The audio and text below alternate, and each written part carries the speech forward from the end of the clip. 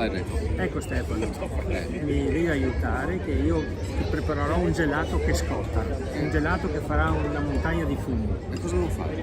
Non è solo fumo, non è solo fumo anche... Femmela dopo la battuta. Sì, Io pure, dai. devi aiutarmi, alza il gelato. Sì. Vai qui. Ecco Stefano. Troppo? Attimo, vai. No, vai. Ecco Stefano, mi devi aiutare a alzare la coppa che io ti preparerò un gelato che fa fumo. Allora, il gelato da qua. Ora, cosa c'è qui dentro? E qua c'è un ghiaccio secco, acqua.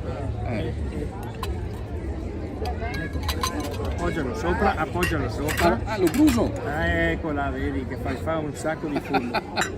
Bellissimo. Ma com'è che si scatena questa reazione? Questo è un ghiaccio secco che viene a contatto con l'acqua calda e c'è praticamente un CO2 che si viene fatto una pastiglia di ghiaccio secco, viene a contatto con l'acqua calda e fa questo effetto. Bellissimo. Il nome del gelato? Vulcano, Guarda Coppa caso. Vulcano. Sì, Ascolta sì. Renzo, che tanto fumo. Sì, Ma cacca arrosto è... tanta sostanza, non poco arrosto, tanta sostanza.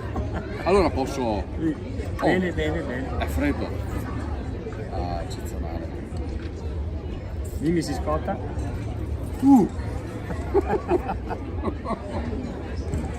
Bellissima. Renzo Ungaro, uno dei migliori gelatieri d'Italia.